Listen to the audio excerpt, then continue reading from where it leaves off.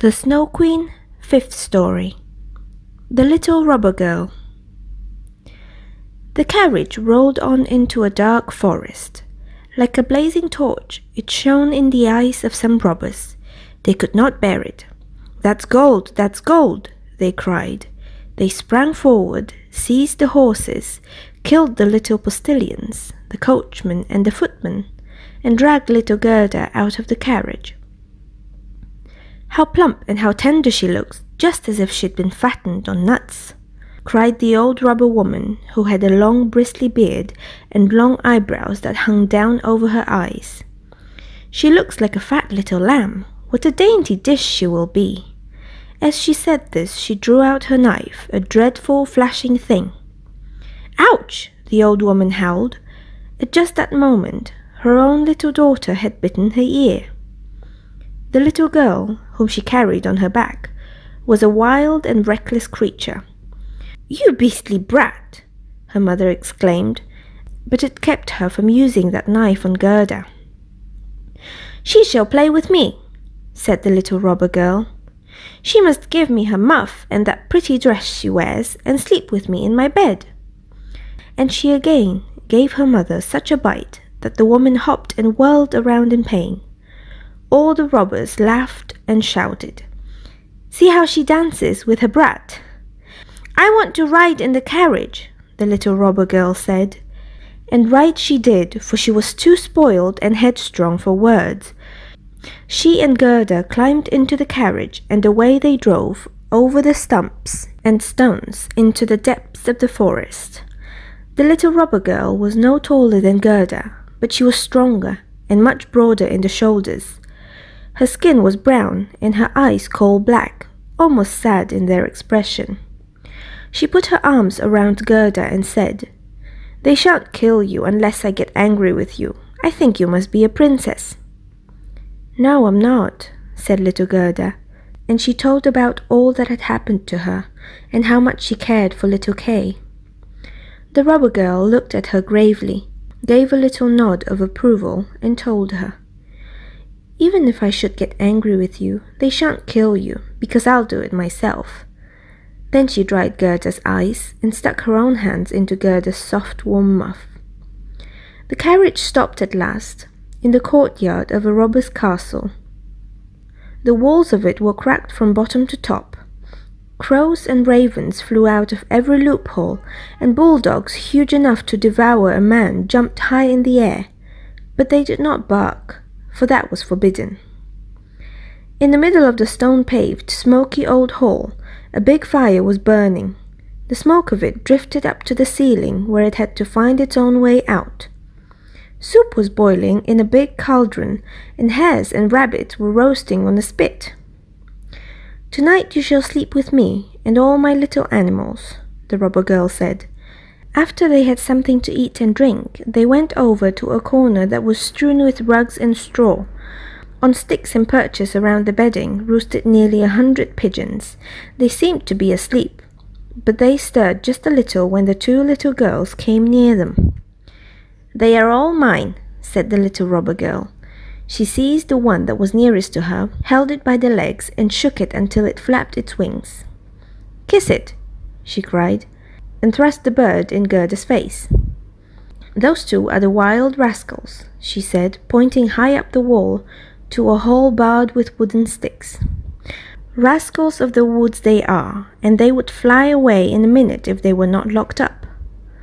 And here is my old sweetheart, Bay," she said, pulling at the horns of a reindeer that was tethered by a shiny copper ring around his neck. "We have to keep a sharp eye on him, or he would run away from us too. Every single night I tickle his neck with my knife blade, for he is afraid of that."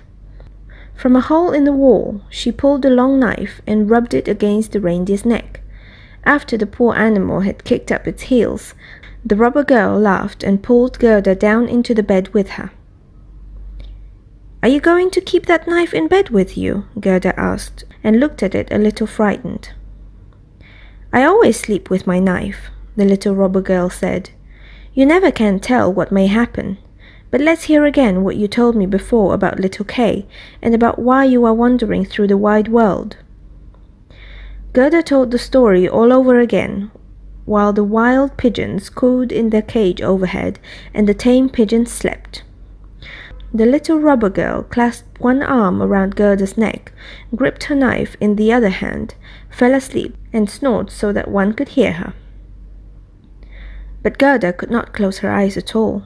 She did not know whether she was to live or whether she was to die. The robbers sat around their fire, singing and drinking, and the old robber woman was turning somersaults. It was a terrible sight for a little girl to see. Then the wood pigeons said, "Coo, coo, we have seen little Kay."